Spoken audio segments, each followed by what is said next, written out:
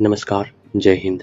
आज है 29 जुलाई 2026 बुधवार। आज की पावन तिथि है आषाढ़ शुक्ल पूर्णिमा, जिसे पूरे देश में गुरु पूर्णिमा या व्यास पूर्णिमा के रूप में मनाया जाता है।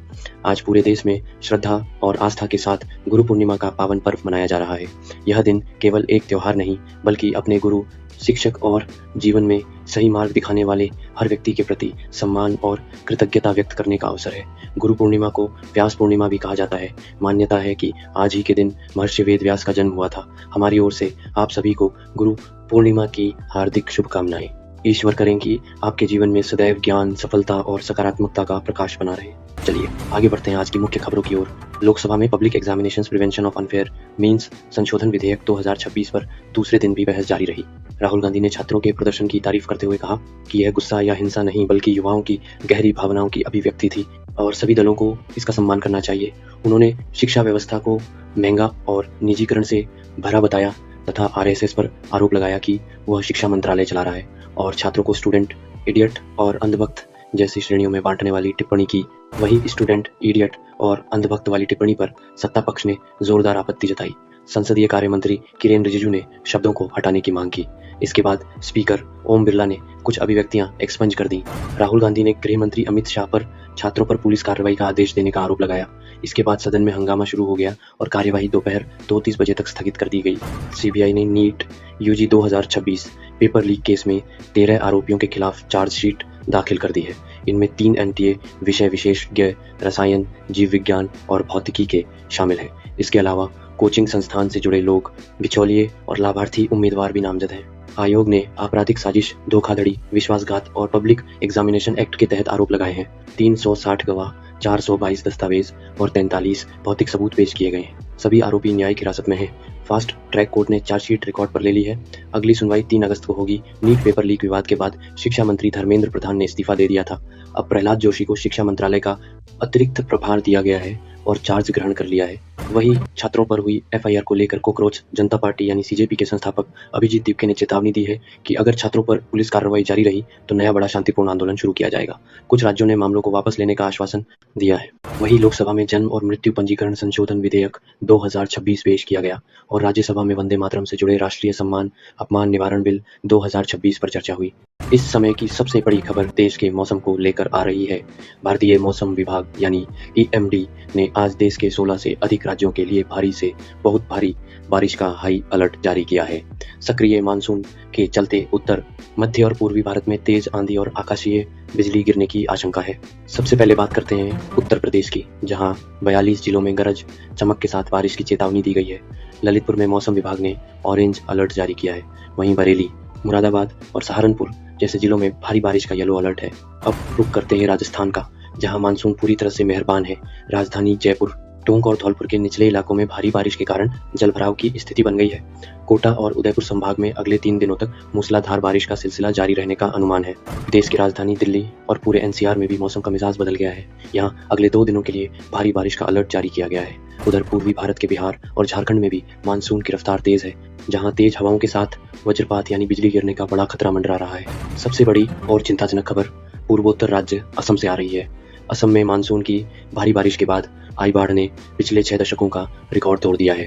असम राज्य आपदा प्रबंधन प्राधिकरण असम के मुताबिक पिछले 24 घंटों में शिवसागर जिले में 7 और लोगों की मौत के साथ इस आपदा में अब तक 75 मासूमों की जान जा चुकी है। बाढ़ का पानी कुछ इलाकों में धीरे धीरे कम जरूर हो रहा है, लेकिन संकट अभी टला नहीं है। राज्य के 7 जिलों में 3,32,000 से अधिक लोग अब भी बेघर हैं। सबसे बदतर हालात अपर असम के शिवसागर जिले के हैं, जहां अकेले 1.9 लाख लोग प्रभावित हैं। डीको और धनसिरी जैसी प्रमुख नदियां अभी भी खतरे के निशान से ऊपर बह रही हैं। खेतों में खड़ी हजारों हेक्टेयर फसल बर्बाद हो चुकी है। सैकड़ों गाँवों में कई फीट तक रेत और गाद जमा हो गई है, जिससे घरों को भारी नुकसान पहुंचा है।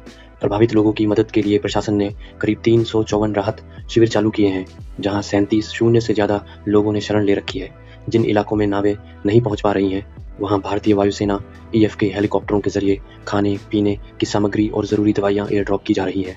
और राजस्थान से बड़ी खबर, राजस्थान सरकार के मंत्री किरोड़ी लाल मीणा ने रीट 2021 पेपर लीक मामले की जांच प्रवर्तन निदेशालय एड से कराने की मांग की है। उन्होंने केंद्रीय गृह मंत्री को पत्र लिखकर मामले में व्यापक जांच की अपील की है। राजस्थान के बांसवाड़ा जिले में 2.8 गीगावाट क्षमता का परमाणु ऊर्जा संयंत्र स्थापित करने की दिशा में बड़ा कदम उठाया गया है। यह परियोजना एनटीपीसी और एनपीसीआईएल के संयुक्त उपक्रम के माध्यम से विकसित की जाएगी। बड़ी खबर राजस्थान के अजमेर से सांसद और केंद्रीय कृषि राज्य मंत्री भागीरथ चौधरी से जुड़ी है। लोकसभा में केंद्र सरकार ने जानकारी दी है कि भागीरथ चौधरी ने राष्ट्रीय बागवानी बोर्ड एनएचबी की योजना के तहत अपने खीरे की खेती ककड़ी परियोजना के लिए मिली 99 लाख रुपए की सब्सिडी वापस लौटा दी है। सरकार के अनुसार मंत्री ने संबंधित बैंक को सब्सिडी की राशि वापस कर दी है और बैंक को निर्देश दिया गया है कि यह राशि नेशनल हॉर्टिकल्चर बोर्ड को लौटा दी जाए।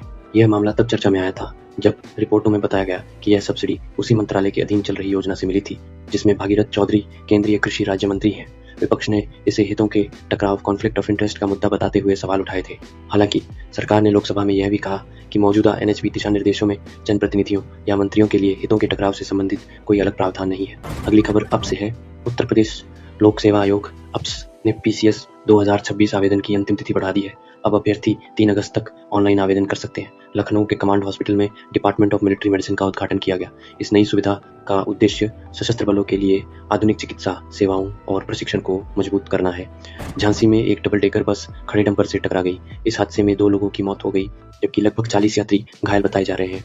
घायलों का इलाज अस्पताल में जारी है और पुलिस मामले की जांच कर रही है। कांवड़ यात्रा को देखते हुए उत्तर प्रदेश सरकार ने सुरक्षा व्यवस्था और ट्रैफिक डायवर्जन को और सख्त कर दिया है। प्रमुख मार्गों पर अतिरिक्त पुलिस बल तैनात किया गया है ताकि यात्रा सुरक्षित और सुचारू रूप से संपन्न हो सके।